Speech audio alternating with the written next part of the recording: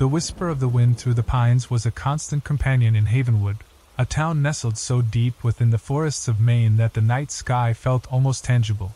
Light pollution was a forgotten concept here. The Milky Way sprawled across the inky canvas with breathtaking clarity.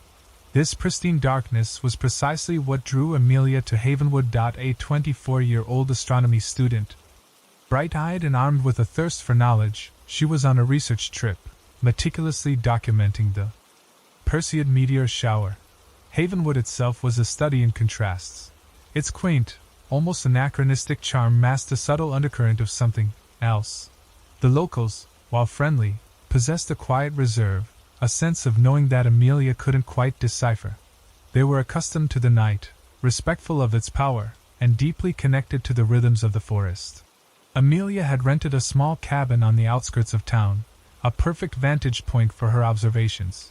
Her days were spent calibrating equipment, analyzing data, and occasionally venturing into town for supplies. Evenings were dedicated to the sky.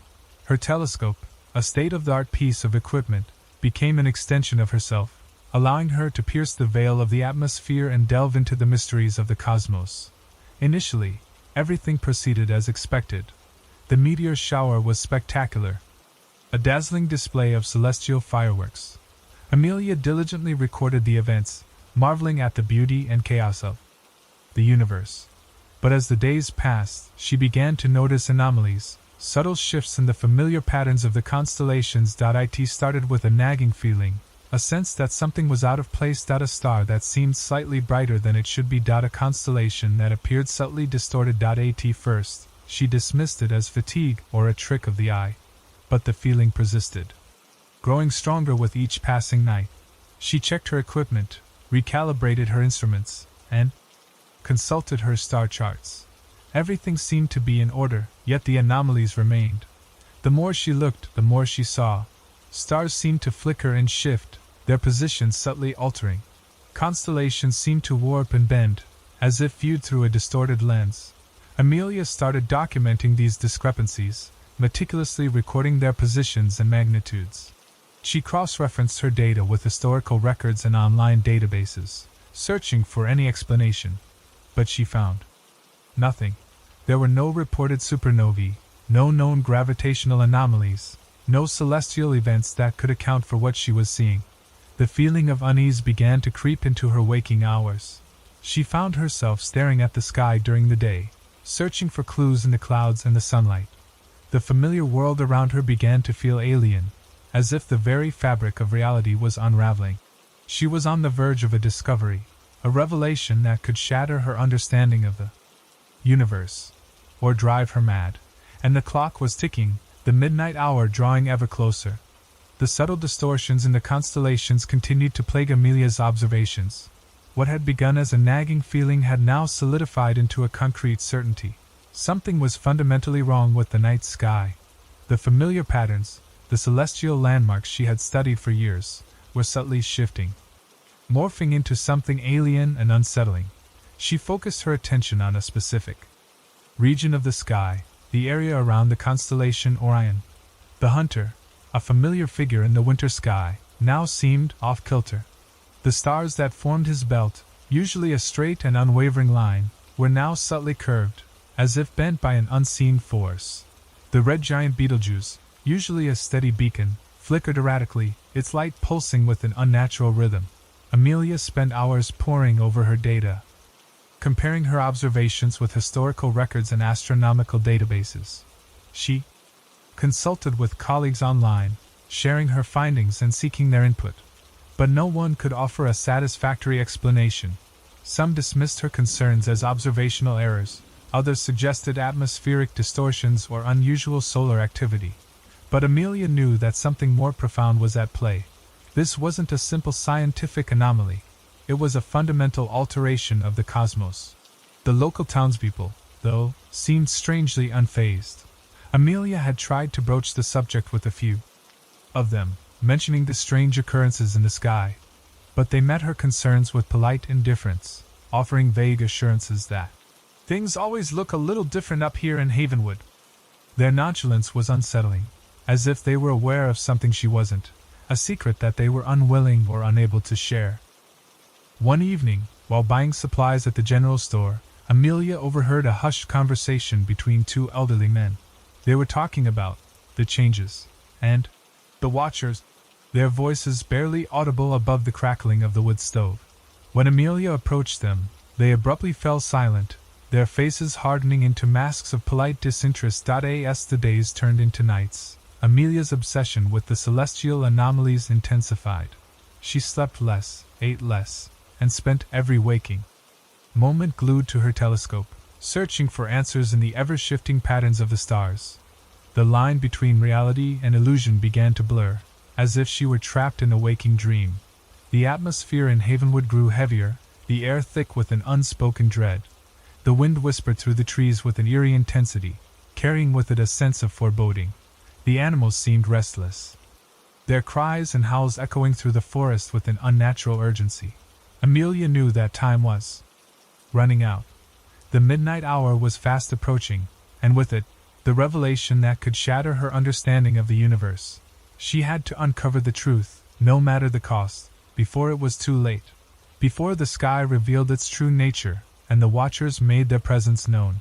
The slow-burn suspense was building, coiling around her like a constricting serpent. The final hours leading up to midnight felt like an eternity. Amelia, fueled by copious amounts of coffee and a gnawing sense of dread, meticulously prepared for her observation. She calibrated her telescope one last time, checked her recording equipment, and double-checked her star charts. The air in the cabin crackled with a palpable tension, as if the very molecules were vibrating with anticipation. As the last sliver of sun dipped below the horizon, plunging Havenwood into darkness, Amelia felt a shiver run down her spine. The forest, usually a comforting presence, now seemed menacing, its shadows stretching long and distorted in the twilight. The wind howled through the trees like a mournful dirge, carrying with it the scent of damp earth and something else, something metallic and unfamiliar. With a trembling hand, Amelia powered up her telescope and focused it on the area of the sky where she had observed the most significant anomalies. Orion, the hunter, loomed large in the viewfinder, his distorted form a stark reminder of the cosmic dissonance she had been witnessing. Betelgeuse pulsed with an erratic, almost frantic rhythm, its red light casting an unsettling glow on the surrounding stars. As the clock ticked closer to midnight, Amelia's heart pounded in her chest. She felt a strange mix of fear and exhilaration, a sense that she was on the verge of something momentous, something that could change everything. She adjusted the focus of her telescope, peering deeper into the cosmos, searching for the truth that lay hidden beneath the surface of reality. Then, as the clock struck 12, the sky shifted. It wasn't a sudden, dramatic event, but a subtle, almost imperceptible alteration of the celestial landscape. The stars seemed to shimmer and waver, their light bending and twisting in unnatural ways. The constellations, once familiar and comforting, now resembled grotesque parodies of their former selves, their patterns warped and distorted into impossible geometries. Through the lens of her telescope, Amelia witnessed the impossible. Straight lines curved, circles became squares, and triangles twisted into Mobius strips. The laws of physics, the very foundations of the universe, seemed to be breaking down before her eyes. It was as if the cosmos itself was being rewritten, reshaped by an unseen hand. The geometries weren't random. They possessed a disturbing order, a chilling precision that defied any natural explanation. They resembled structures, vast, incomprehensible architectures built on a scale that dwarfed anything Amelia could have imagined. She felt a wave of nausea wash over her, her mind struggling to comprehend what she was seeing. This wasn't a simple anomaly, a scientific curiosity. This was something far more profound, something that threatened to unravel the very fabric of reality. The sky wasn't just changing, it was revealing its true nature, and what Amelia saw was far more terrifying than anything she could have ever imagined. The slow burn had reached its flashpoint. The next morning, Amelia awoke with a jolt, her mind still reeling from the previous night's revelations. The memory of the impossible geometries swam before her eyes, a haunting reminder of the fragility of reality. She stumbled out of bed, her body aching with exhaustion, and made her way to the kitchen to brew a pot of coffee. As she waited for the coffee to brew, she switched on the small television she kept in the corner of the kitchen. The local news station was reporting on a series of bizarre incidents that had occurred overnight. Several people in the surrounding area had been found comatose in open fields, their eyes wide and unblinking, staring blankly into the sky. Doctors were baffled, unable to determine the cause of their condition. The news reporter described the victims as being in a catatonic state, unresponsive to stimuli and showing no signs of brain activity. They were simply empty, their minds seemingly wiped clean. The reporter interviewed a local sheriff, who stated that there were no signs of foul play, no evidence of any external trauma. The victims had simply collapsed in the fields, their gazes fixed on the heavens. Amelia felt a chill run down her spine. The news reports confirmed her worst fears.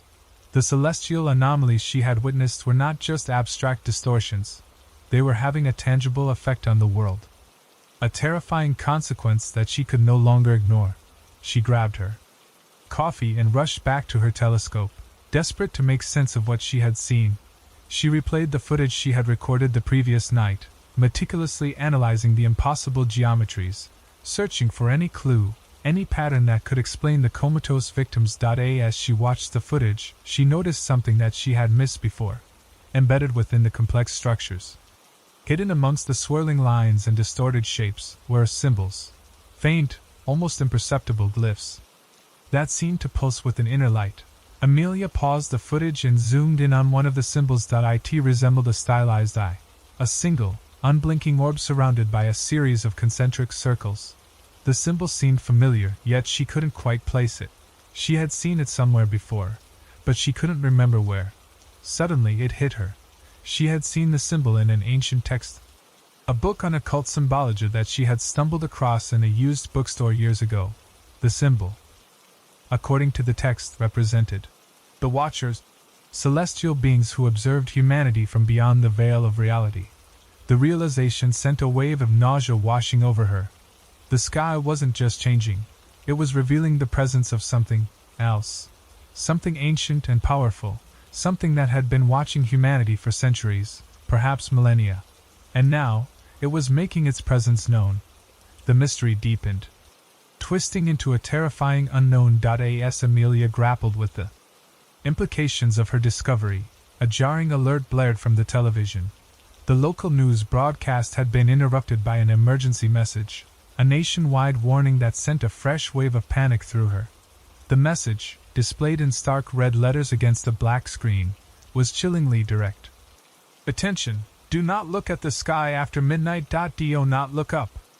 The message was repeated several times, followed by a brief explanation from a government official. He spoke in a calm, measured tone, but his eyes betrayed a deep-seated fear. He stated that there had been unexplained phenomena occurring in the night sky and that viewing these phenomena could have adverse psychological effects. He urged citizens to remain indoors after midnight, to cover their windows, and to avoid any exposure to the night sky. Amelia stared at the television in disbelief. The government knew. They knew about the changes in the sky, about the Watchers, about the terrifying truth that she had uncovered, and they were trying to suppress it, to keep the population in the dark. The emergency alert was broadcast on every channel, every radio station, every electronic device in the country. The message was inescapable, a constant reminder of the impending doom that lurked just beyond the veil of darkness. The town of Havenwood descended into a state of unease. The streets were deserted, the houses shuttered, the air thick with a palpable sense of fear. The locals, who had previously been so nonchalant about the celestial anomalies, now seemed genuinely terrified. Amelia knew that she couldn't heed the warning. She had to know the truth, no matter the cost. She had to understand what was happening to the sky, to the world, to reality itself. She couldn't simply hide in her cabin, waiting for the inevitable to occur. The government's attempt to control the narrative only fueled her determination. If they were trying so hard to suppress the information, it meant that the truth was even more terrifying than she could have imagined. As darkness fell, Amelia felt a strange sense of defiance rising within her. She was a scientist, a seeker of knowledge, and she couldn't allow fear to dictate her. actions. She had to look at the sky, to record what she saw, to understand the nature of the threat that loomed above them. She knew that she was taking a risk, that she was potentially exposing herself to unimaginable dangers, but she also knew that she had a responsibility, a duty to warn the world about what was coming. The forbidden knowledge was now a burden she had to bear. The second midnight approached with an oppressive weight, heavier than the first. Havenwood was a ghost town. Every house was dark, every window covered. The only sound was the wind, which seemed to be whispering warnings through the trees. Amelia, however, was a beacon of defiance in the darkness. She had reinforced the windows of her cabin, not to keep something out, but to block the view of anyone who might be watching. She needed to focus, to record, to understand. She set up multiple cameras, each trained on a different section of the sky. She adjusted her telescope, ensuring that it was perfectly calibrated. She prepared herself mentally, bracing for whatever horrors the night might reveal. A profound sense of isolation settled over her. She was alone, not just in the physical sense, but in the deeper sense of knowing something that no one else seemed to comprehend. She was a lone sentinel, standing guard against an unimaginable threat. As the clock ticked down, she replayed the government official's warning in her mind. Adverse psychological effects. What did that even mean? Was it simply madness that awaited those who looked at the sky, or was there something more sinister at play? She thought about the comatose victims, their minds wiped clean, their bodies empty shells. Was that the fate that awaited her if she dared to look up? Was she risking her sanity, her very soul, for the sake of knowledge? Despite the fear, she couldn't turn back. The curiosity, the need to understand, was too strong. She had come too far, seen too much, to simply abandon her quest.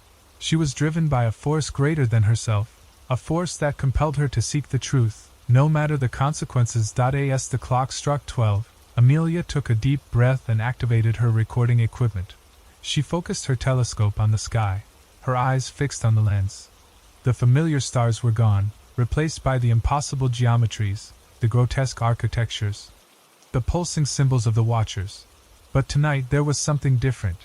The geometries were shifting more rapidly, their patterns more complex, their shapes more disturbing. The symbols were brighter, more pronounced, as if they were trying to communicate something, to convey a message. And then, she saw a flicker, a momentary glimpse of something behind the geometries, something that sent a wave of pure terror coursing through her veins. It was an eye. A massive, glowing red eye, blinking slowly, deliberately, watching Earth. The stakes had been raised, the danger amplified. The impending doom was no longer a possibility, but a certainty. The image of the eye seared itself into Amelia's mind. It was an image of cosmic horror, a glimpse into a reality far more terrifying than she could have ever imagined. But there was more to see, more to understand. Driven by a desperate need to document the impossible, she continued to record the shifting sky. As the minutes ticked by, the geometries intensified, their patterns becoming increasingly complex and disturbing. The eye reappeared, blinking slowly, deliberately, its gaze fixed on Earth. But now, Amelia noticed something else. The eye wasn't alone. Behind the geometries, behind the eye, were rows upon rows of similar eyes stretching out into infinity. They were all the same, glowing red orbs, blinking in synchronized patterns, watching, waiting. The sky wasn't just a collection of stars and planets. It was a vast, cosmic surveillance system. A network of eyes trained on humanity. The realization hit Amelia with the force of a physical blow. Earth wasn't just being observed. It was being studied, analyzed, dissected. Humanity was a subject, an experiment, a specimen under a cosmic microscope. And then, she understood. The geometries weren't just random distortions. They were the framework of the system, the architecture of the surveillance network. They were the scaffolding that held the eyes in place. The infrastructure that allowed the watchers to observe Earth. The sky wasn't a void. It was a dome. A massive, invisible barrier that separated Earth from the true reality, whatever that may be. The stars weren't distant suns. They were artificial constructs, simulations projected onto the dome to create the illusion of a universe. The universe was never real. It was a fabrication, a carefully crafted illusion designed to conceal the truth. Earth was trapped inside a cosmic terrarium, observed by beings whose motives were beyond human comprehension. Amelia felt a wave of despair wash over her. The revelation was too much to bear. The very foundations of her reality had been shattered, replaced by a terrifying truth that she couldn't escape. But even in the face of such overwhelming horror, a spark of defiance remained. She couldn't let the Watchers win. She couldn't allow them to continue their experiment without resistance. She had to warn the world, to expose their deception, to fight for the right to know the truth. She continued to record the sky, documenting every detail, every nuance, every horrifying revelation. She knew that she was taking a risk, that she was potentially exposing herself to unimaginable dangers. But she also knew that she had a responsibility, a duty to fight for the future of humanity. The existential terror was now a weapon, fueling her resolve. The first tendrils of dawn began to paint the eastern horizon, a pale promise of sunlight that offered both hope and despair. Hope, because it meant the midnight horrors would recede, at least for a few hours. Despair, because it meant her time was running out. She had to find a way to warn the world before the sun fully rose and the Watchers tightened their grip on reality. Amelia frantically compiled her recordings, piecing together the fragmented images of the impossible geometries, the red eyes, the simulated stars. She needed to present a coherent narrative, a compelling argument that would convince people to believe her, to see the truth for themselves. But how could she possibly explain this to a world that was blissfully unaware of its own imprisonment? How could she convince people that the universe they knew and loved was nothing more than a carefully crafted illusion? She considered contacting her colleagues, the astronomers and scientists who had dismissed her concerns just days before. But she knew that they would likely reject her claims as the ravings of a madwoman. The truth was too outlandish, too unbelievable. She thought about contacting the media, broadcasting her findings to the world, but she knew that the government would intervene, suppressing her message, discrediting her as a conspiracy theorist. They wouldn't allow the truth to be revealed, not without a fight. Then, she remembered the internet. A vast, decentralized network that was difficult to control, a place where information could spread like wildfire. It was her best chance, her only hope. She uploaded her recordings to a secure server, encrypting them with multiple layers of protection. She wrote a brief message, explaining her findings, and urging people to look at the sky for themselves.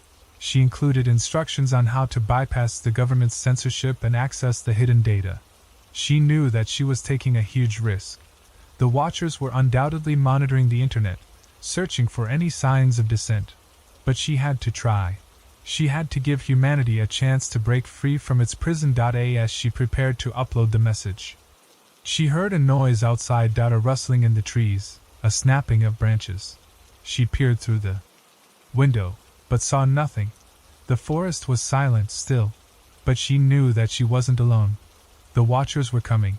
They had sensed her defiance, her attempt to expose their deception. They were coming to silence her, to erase her from existence. Amelia felt a surge of adrenaline coursing through her veins. She wasn't going to go down without a fight. She was going to make them pay for their deception, for their cruelty, for their imprisonment of humanity. The reality distortion had become a personal battle. The rustling outside grew louder, closer. Whatever was out there was no longer trying to be stealthy. Amelia grabbed the heavy wrench she kept under the sink, her heart pounding in her chest. She knew that a wrench was no match for whatever horrors awaited her, but it was the only weapon she had. Before she could react, the cabin door splintered inward, ripped from its hinges by an unseen force. Standing in the doorway was a creature that defied description. It was vaguely humanoid in shape, but its body was twisted and distorted, its limbs elongated and contorted at unnatural angles. Its skin was pale and translucent, revealing a network of pulsing veins beneath the surface. But the most terrifying feature of the creature was its face. It had no eyes, no nose, no mouth. Just a smooth, featureless expanse of skin. And yet, Amelia knew that it could see her. She could feel its gaze, cold and penetrating, boring into her soul. The creature glided into the cabin, its movements fluid and unsettling. It didn't walk, It seemed to float, its feet barely touching the ground. It emitted a low, guttural hum, a sound that resonated deep within Amelia's bones, filling her with a sense of primal dread. Amelia swung the wrench with all her might, striking the creature in the head. The wrench connected with a sickening thud, but the creature didn't flinch. It simply tilted its head slightly, as if acknowledging the blow. It reached out a long, spindly arm and grabbed Amelia by the throat. Its grip was surprisingly strong, constricting her windpipe, cutting off her air supply. Amelia gasped for breath, her vision blurring. She struggled against the creature's grip, kicking and clawing, but it was no use. It was too strong, too powerful. She felt her consciousness fading, her body going limp. As she slipped into darkness, she saw something that made her blood run cold. The creature's featureless face began to shift, to morph, to take on a new form. A single, red eye opened in the center of its forehead, the same eye that she had seen in the sky. The eye blinked slowly, deliberately, its gaze fixed on Amelia. And in that moment, she understood. The creatures weren't just hunters. They were extensions of the Watchers, their agents on Earth. They were the enforcers of the simulation, the guardians of the LIE. As she lost consciousness, Amelia knew that she had failed. She had tried to warn the world, but it was too late. The Watchers had won. Humanity was doomed to remain trapped inside its cosmic terrarium, forever observed, forever controlled. The simulation had claimed another victim. The cosmic experiment continued. Darkness.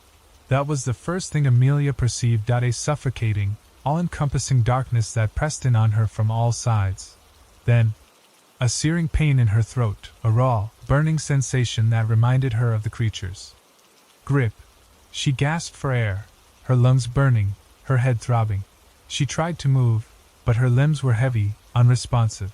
She was lying on the floor of her cabin, the splintered door a gaping maw that let in the faint light of the pre-dawn sky. The creature was gone, but she knew that it would be back. They would all be back. Amelia struggled to her feet, her body trembling, her mind racing. She had to get out of there. The cabin was no longer safe. It was a trap, a killing field. She stumbled toward the back door, her hand reaching for the doorknob. But as she touched the metal, she felt a jolt of electricity surge through her body. The doorknob was electrified, a booby trap set by the Watchers. She recoiled in pain, her hand throbbing. They were anticipating her every move, predicting her every action. She was trapped in a cosmic game of cat and mouse, and the odds were stacked against her. She looked around the cabin, searching for another escape route. The windows were reinforced, the front door was blocked, the back door was electrified. She was completely surrounded. Then, she remembered the cellar. A small, musty space beneath the cabin, used for storage. It was her only chance. She made her way to the cellar door, a rickety wooden hatch in the floor of the kitchen. She lifted the hatch and peered into the darkness below. The air that wafted up from the cellar was cold and damp, carrying with it the scent of mold and decay. She hesitated for a moment, her mind filled with images of the horrors that might lurk in the darkness. But she had no choice. It was either face the unknown terrors of the cellar or wait for the Watchers to return and finish what they had started. She took a deep breath and climbed down the creaking wooden steps into the darkness. The cellar was small and cramped, filled with dusty boxes and forgotten tools. The only light came from a single, flickering bulb that hung from the ceiling. As she explored the cellar, she noticed something strange. Scratches on the walls, deep gouges that looked like they had been made by claws, and a faint, musty odor that reminded her of something. Suddenly, she heard a noise. A shuffling sound coming from the far corner of the cellar. She froze, her heart pounding in her chest. Something was down there with her. Something that wasn't human. The hunt had begun. Amelia was no longer a scientist, an observer, a seeker of truth. She was prey. The shuffling grew closer, the sound of something dragging itself across the dirt floor. Amelia strained her eyes, trying to pierce the darkness, but she could see nothing beyond the reach of the flickering bulb. She grabbed a rusty shovel leaning against the wall, her hands trembling. It was a pathetic weapon, but it was better than nothing.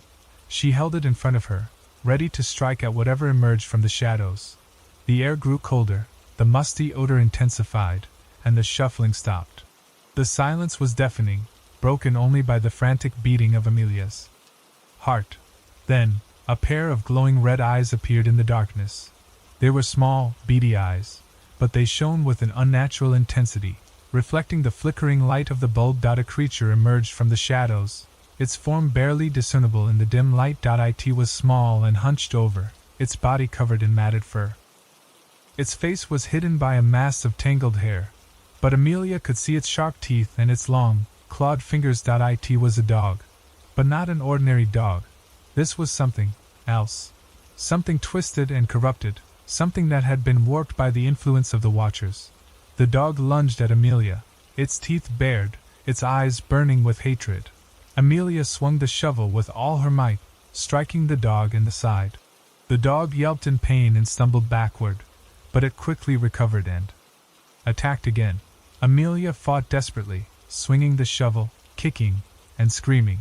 The dog was relentless, its attacks becoming more frenzied, its teeth tearing at her clothes. She knew that she couldn't stay in the cellar. She was trapped, cornered, with no escape. She had to get out, to find a way to fight back. She remembered the internet connection in the cabin. If she could reach her computer, she could send out a distress signal, warn the world about what was happening. But to get to the computer, she had to get past the dog, and to get past the dog, she had to survive. She made a desperate decision. She dropped the shovel and grabbed a can of gasoline from a nearby shelf. She splashed the gasoline on the floor, creating a barrier between herself and the dog. Then, she pulled out her lighter and flicked it on. The gasoline ignited with a whoosh, creating a wall of flames that separated her from the creature. The dog howled in pain and frustration, its eyes burning with rage. It pawed at the flames, trying to get to Amelia, but the heat was too intense. Amelia seized the opportunity and ran toward the cellar stairs. She scrambled up the steps, her lungs burning, her body aching. She burst out of the cellar and into the cabin, her heart pounding in her chest. She ran to her computer, her fingers flying across the keyboard. She typed a message, a desperate plea for help, and sent it out into the void. But as she hit the send button, she heard a noise behind her. The dog had escaped the cellar, and it was coming for her. The clock was ticking. Sunrise was approaching, and Amelia was running out of time. The mutated dog burst through the doorway, its eyes blazing with fury, its teeth bared in a snarl. Amelia didn't have time to react. She grabbed a chair and swung it at the creature, hoping to create some distance. The chair shattered against the dog's skull, but it barely slowed it down. It leaped at Amelia, knocking her to the ground. Its claws tore at her arms and legs, its teeth snapping at her face. Amelia screamed, her voice raw with terror. She kicked and punched, trying to fight off the creature, but it was too strong, too relentless. Just when she thought she was about to die, she heard a gunshot. The dog yelped and fell to the side, a bullet hole in its chest. Standing in the doorway was a figure she barely recognized. It was Sarah, the elderly woman who ran the general store in Havenwood.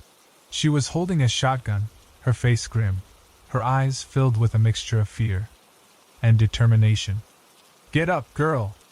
Sarah shouted. "We haven't got much time." Amelia scrambled to her feet, her body aching, her clothes torn. She looked at Sarah in disbelief. You believe me?" Sarah nodded. "I've seen things, Amelia, things I can't explain, but I know something's wrong, and I know you're trying to do something about it. But the others," Amelia said, "they don't believe me." "They will," Sarah said. "They will when they see what's coming." Sarah helped Amelia to her feet and led her out of the cabin. The sky was beginning to lighten, the first rays of dawn painting the eastern horizon. "We have to get to the radio tower," Sarah said. "It's the only way to reach the outside world." "The radio tower?" Amelia said. "But it's miles away, deep in the forest." "I know," Sarah said. "But it's our only chance." They set off into the forest, their progress slow and difficult. The trees were thick and tangled, the ground was uneven and treacherous. As they walked, Sarah told Amelia about the history of Havenwood, about the strange events that had occurred in the town over the years, about the whispers of the Watchers, the rumors of a hidden reality. The people of Havenwood have always known that something was different about this place, Sarah said. But they've been afraid to talk about it, afraid of what might happen if they revealed the truth. But why? Amelia asked. Because the Watchers are always listening, Sarah said. They're always watching, and they don't like it when people ask too many questions. As they approached the radio tower, they saw something that made their blood run cold. A group of townspeople, standing in the middle of the road, their eyes wide and unblinking, staring blankly into the sky. They were the comatose victims, the empty shells that Amelia had seen on the news. But now, there were more of them. Dozens, perhaps hundreds, all standing motionless, their minds wiped clean. Sarah raised her shotgun, her face grim. "We have to get past them," she said. "No matter what."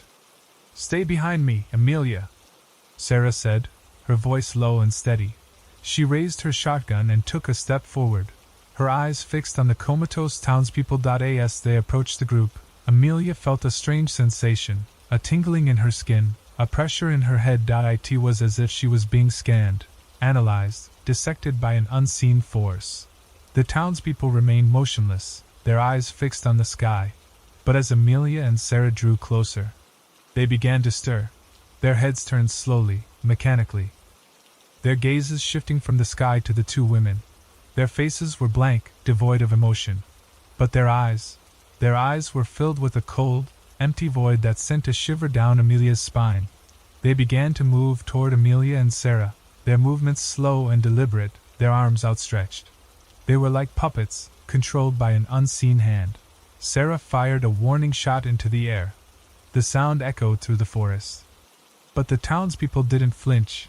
They continued to advance, their pace quickening, their arms reaching, their eyes staring. "We can't hurt them," Amelia said. "They're just empty." "I know," Sarah said. "But we have to get through them." Sarah fired another shot, aiming for the legs of the nearest townsperson. The townsperson stumbled and fell, but the others continued to advance, stepping over their fallen comrade. Amelia and Sarah were surrounded, outnumbered, with no escape. The townspeople closed in, their arms reaching, their eyes staring, their faces blank. Just when it seemed all hope was lost, the ground began to tremble. The trees swayed, the sky darkened, and a low, guttural hum filled the air. The townspeople stopped moving, their heads tilted upward, their eyes fixed on the sky. The hum intensified, growing louder, more menacing. Then, the sky opened. It wasn't a literal opening, but a tear in the fabric of reality. A swirling vortex of colors and shapes, a glimpse into another dimension. From the vortex emerged a creature that defied description. It was massive. Its body composed of shifting geometries and pulsating lights. It had no face, no limbs, no discernible features. It was simply a presence, a manifestation of pure cosmic horror. The creature hovered above the townspeople, its presence radiating an aura of dread and despair.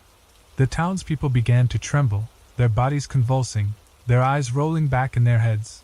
Then, one by one, they began to levitate, their bodies rising into the air, their arms outstretched, their faces contorted in silent screams. The creature absorbed them, their bodies dissolving into its mass. Their identities erased, their souls consumed. It was a horrifying spectacle, a glimpse into the true nature of the Watchers. Sarah stared at the creature in disbelief, her shotgun hanging limply at her side. What is that?" she whispered. "It's one of them," Amelia said, her voice trembling. "One of the Watchers." The creature turned its attention to Amelia and Sarah. It reached out a tendril of energy, its touch promising oblivion. This was the confrontation. This was the moment of truth. As the tendril of energy reached toward them, Sarah suddenly shoved Amelia behind her. "Run, girl!" she yelled. "Get to the radio tower. I'll hold it off as long as I can." Amelia hesitated, her heart filled with guilt and despair. She couldn't leave Sarah to face the creature alone, but she knew that Sarah was right. The radio tower was their only chance. "I'll come back for you," Amelia shouted, her voice choked with tears. "Just warn the world," Sarah yelled back. "That's all that matters now." Amelia turned and ran, her legs pumping, her lungs burning. She didn't look back. She couldn't bear to see what was happening to Sarah. As she ran, she heard a deafening roar, followed by a blinding flash of light. Then, silence. Sarah was gone. Amelia stumbled through the forest, her mind numb with grief and terror. She was alone again, with the weight of the world on her shoulders. As she approached the radio tower, she saw something that gave her a glimmer of hope. A figure standing at the base of the tower, silhouetted against the rising sun. It was an old man, dressed in a tattered uniform, his face lined with wrinkles, his eyes filled with a strange mixture of wisdom and madness. He was fiddling with the equipment, his hands moving with a practiced ease. "Hello?" Amelia called out, her voice trembling. The old man turned around, his eyes widening in surprise. "Who's there?" he said, his voice raspy and weak. "I'm Amelia," she said. I need your help." The old man studied her for a moment, his gaze piercing, his expression unreadable. "I know who you are," he said. "I've been expecting you." "You have?" Amelia said. "But how?" "I've seen things, Amelia," the old man said. "Things that no one else believes. Things that the government doesn't want you to know." "You know about the Watchers?" Amelia said, her voice filled with hope. The old man nodded. "I've been fighting them for years," he said. "Trying to disrupt their signal, to break their control." "But how?" Amelia said. "How can we fight them?" "With the truth," the old man said. "With the power of human consciousness. We have to wake people up, to make them see what's really going on." "But it's too late," Amelia said. "They're already here. They're controlling everything." "Not yet," the old man said. "There's still time. We just need to amplify the signal, to reach as many people as possible." He led Amelia inside the radio tower, a dilapidated structure filled with ancient equipment. He showed her how to operate the transmitter, how to override the government's censorship, how to broadcast their message to the world. "We have to be quick," the old man said. "They'll be here soon, and when they come, they won't be as forgiving as they were with Sarah." Amelia looked at the old man, her eyes filled with gratitude and determination. She wasn't alone anymore. She had found an ally, someone who understood the truth, someone who was willing to fight for the future of humanity. The glimmer of hope had transformed into a burning resolve. Inside the radio tower, Amelia and the old man worked feverishly, their fingers flying across the dials and switches of the ancient equipment. The rising sun cast long, distorted shadows across the room, a constant reminder of the dwindling time. "What's your name?" Amelia asked, her voice strained. "They call me Silas," the old man said, his eyes fixed on the transmitter. "But it doesn't matter anymore. Names are just labels in this charade." Silas explained how he had discovered the truth about the Watchers years ago. While working as a technician at the radio tower. He had stumbled across a hidden frequency, a signal that pulsed with the same impossible geometries that Amelia had seen in the sky. He had spent years studying the signal, trying to decipher its meaning, to understand its purpose. He had learned about the Watchers, about the simulation, about the terrifying reality that lay hidden beneath the surface of the world. He had tried to warn others, but no one had believed him. They had dismissed him as a madman, a crackpot. He had been ostracized, ridiculed, and eventually forced into hiding. But he had never given up hope. He had continued to fight the Watchers, in his own small way, disrupting their signal, spreading the truth to anyone who would listen. "Are you ready?" Silas asked, his voice trembling with anticipation. Amelia nodded, her heart pounding in her chest. She took a deep breath and activated the transmitter. A surge of power coursed through the equipment, filling the room with a low hum. She spoke into the microphone, her voice clear and strong, her words filled with conviction. She told the world about the Watchers, about the simulation, about the terrifying truth that they had been hiding for so long. She urged people to look at the sky, to see the impossible geometries, to question the nature of their reality.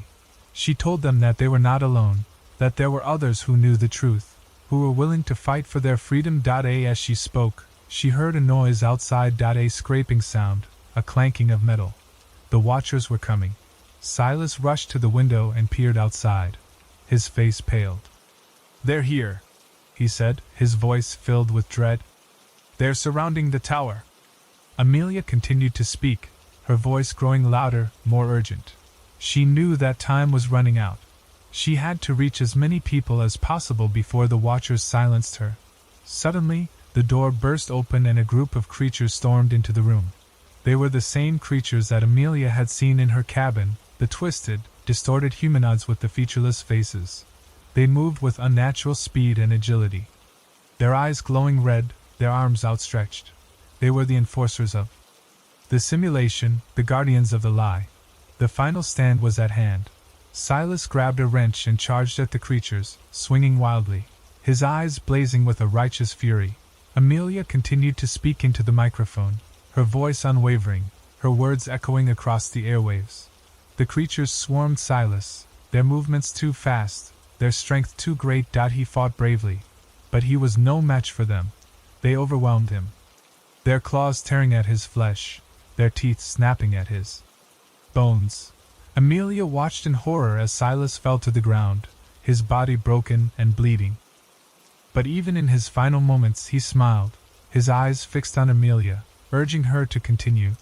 Tears streamed down Amelia's face, but she didn't stop speaking. She knew that Silas's sacrifice had bought her valuable time, time that she couldn't waste. The creatures turned their attention to Amelia, their red eyes glowing with malice. They advanced toward her, their arms outstretched, their intentions clear. Amelia knew that she was about to die. But she wasn't afraid. She had done everything she could. She had warned the world. Now, it was up to them. She took a deep breath and closed her eyes, waiting for the end. But the end never came. Suddenly, the creatures stopped moving. They stood motionless, their bodies frozen in place, their eyes blank. Amelia opened her eyes and looked around in disbelief. The creatures were gone. The radio tower was silent, still. The sun had fully risen, its golden rays